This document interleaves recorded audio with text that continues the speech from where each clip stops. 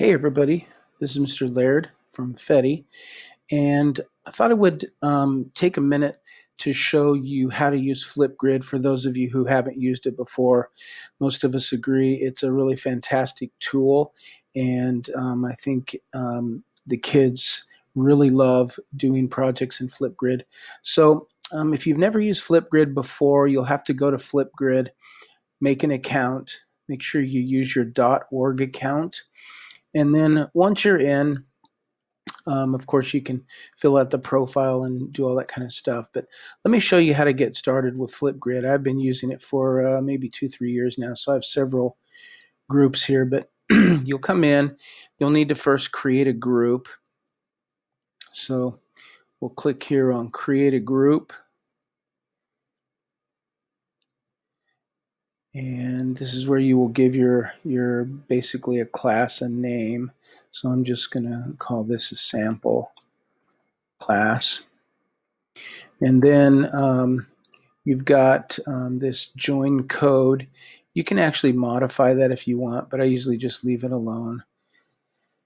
And you add students using their email or using username. I usually just import them from Google. So I'll go to next. And then it already has the myabc.org account in there. So I usually go ahead and put the .us account in there too, so that I can add myself as a guest or as a sample student, and then I can record things from students' perspective. So we'll go to next. And I don't want to duplicate any, so I'm going to skip that for now. And I can always get this information later, so I'm going to go straight to the group without sharing it out. So once you're here, you need to start a topic, basically. And so this is where you would start an assignment. So I'm going to go ahead and add an assignment here. And I'm just going to put, I'll just put getting to know you. That's something I'm sure we're all going to be doing lots of. And then you put the question in.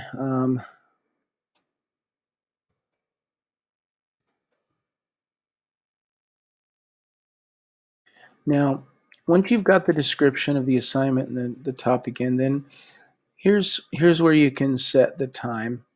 And you have some options here. I usually find with students 1:30 is about right. If you feel like they might go a little longer than that, you can do 2 minutes. I'm going to leave mine set to 1:30, and you can always toggle the closed captions on and off. I'm going to leave them off for now. I highly suggest that you moderate the video, so leave this setting on so that when students turn a video in, you will be able to preview it before you actually approve it and put it up to the class. So then there's some other media options here. Select topic. Yeah, so there's some, there's access control things. And anyway, I'm going to go ahead and create the topic. And so that will come with a link. This is what you could post in Google Classroom. You can even share it to Google Classroom right now if you're ready to put the assignment up. But you can always come back here at any time and get that link and put it wherever you need to. So now when your students come here, essentially this is what they're going to see. And you'll be able to record a response. I usually try to record a sample response for them. And so they'll get just a video window, very similar to any video recording software. And it will tell them their time limit. And so let's just go ahead and record a quick response here. Hi, my name is Mr. Laird, and I'm making a FlipGrid video. Now you notice that I clicked on the pause button after I was already started, and this illustrates one of the really cool things about FlipGrid, in that you can start and stop the video multiple times if you need to. Now this is really handy for especially, say, students who are learning English and they have written out a simple script, and maybe they're a little unsure about pronunciation, or so students don't have to memorize something, so they can go basically sentence by sentence. There is also a little sticky note here. They could copy and paste their entire text here if they want, and kind of scroll through that. You can even move that, kind of up somewhere near the top. It doesn't get recorded with the video itself, even though, of course, it's recording in my Screencastify. I use that sometimes, not always, but then you can also add sticky notes. Let's see, what was I trying to do? I'll show the topic in case they forget. And then also, you've got some options here to, you can put in clips and pictures, and you can do different settings. And I think they've got, yeah, I'm going to skip this for now. It's kind of some advanced settings. But anyway, so when you're ready to record the next section, it'll count down again for you. You can go ahead and do some more recording. And then if you're ready to pause, and you can keep going, start and stop it as many times as you want to. If you don't like the whole thing, you can always click on the redo button and go back. Once you finish,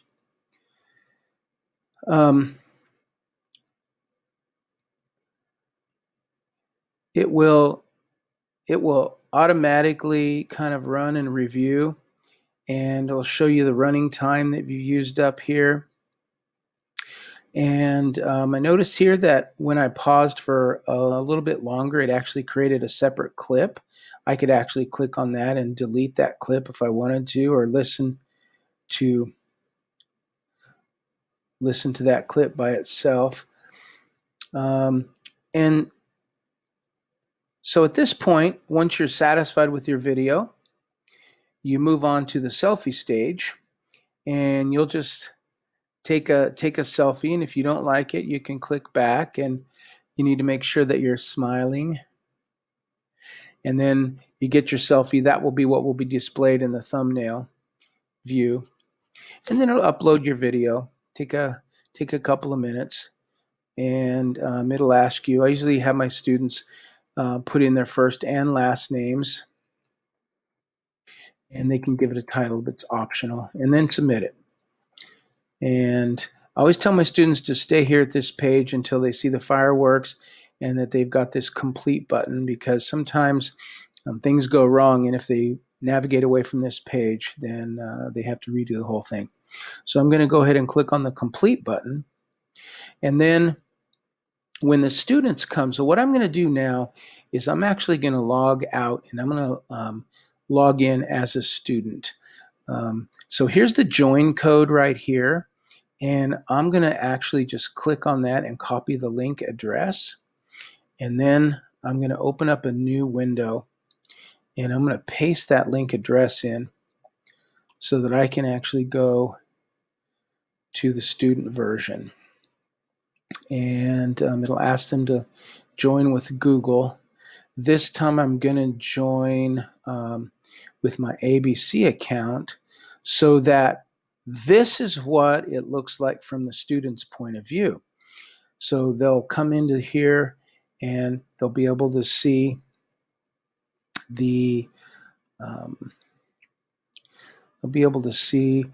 title and the topic, and they'll be able to see any responses that have already been recorded. So there's the response I just made.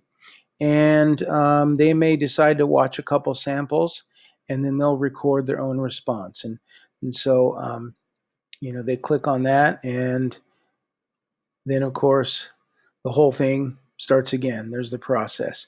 And then once you've got, all the videos, there's a way to create those videos and turn them into like a mixtape that comes with a link where you can pick out some of the better samples, or you can highlight them all. You can have students watch other students' videos and give feedback, either video feedback or feedback like on a form or a doc, like I'm going to do with this assignment. So hope that was helpful. I know I kind of rambled on a bit, but hope this helps you use FlipGrid, and please share your successes. I would love to hear how you're using FlipGrid in your classrooms this year. Thank you.